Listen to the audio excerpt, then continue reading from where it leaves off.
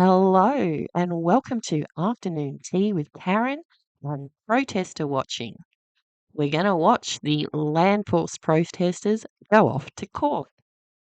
Thousands of student protesters have had their day in court, vowing to fight charges over an anti-war stand at Melbourne's Weapons Expo that descended into chaos. From marching in pro-Palestinian protests to a battle line at the Magistrates' Court. Protesting should be a democratic right in this country and that therefore none of these cases should proceed. Dozens of protesters are facing charges of affray, intentionally obstruct and assault on emergency workers after clashes with police outside the Land Forces Defence Expo last year.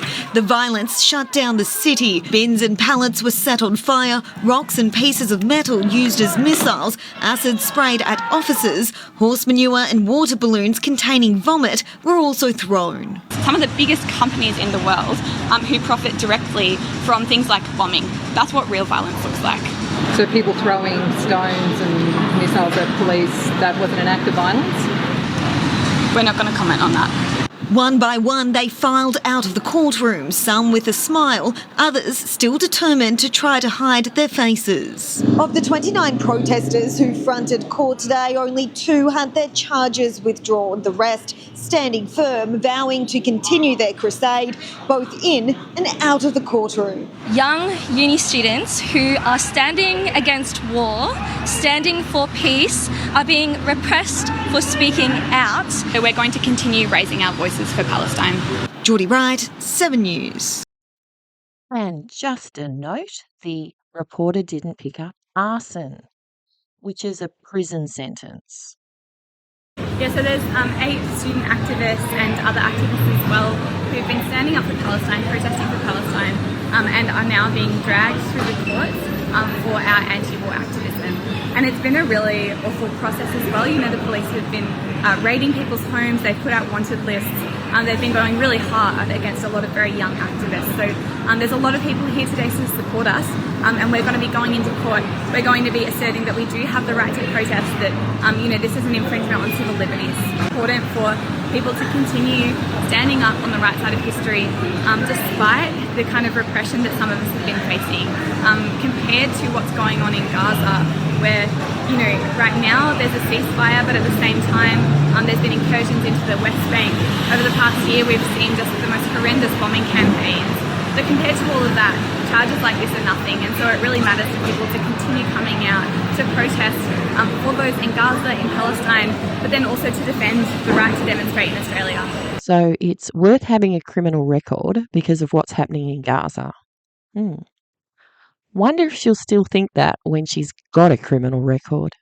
So really the proceedings here are unjust because the people who are facing court on charges, various charges stemming from the Disrupt Land Forces picket in September 2024, were, protesting against the militarisation of our society.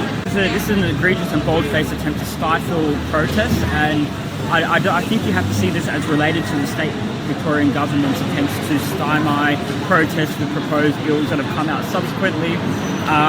We were there protesting against the weapons companies and against the militarisation of society in general, which is contributing to climate catastrophe, as well as the displacement and murder of millions of people around the world in the global south.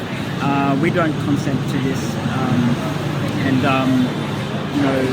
the charges that are being laid here against over 100 activists are an attempt to weaken our movement, to get us out of the streets, to tie us up, and to intimidate us. And so,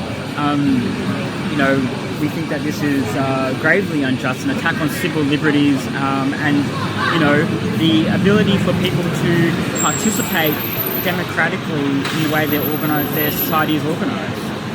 Yeah, so they believe because their cause is just, they're above the law. Now, I don't know if these guys were those guys. These guys were there, and we jump on tanks, blockade weapons factories, occupy arms dealers' offices, and reclaim military bases, so trespass, and they think there's nothing wrong with it. Anyway, just saying. And that'll do. See you later, bye.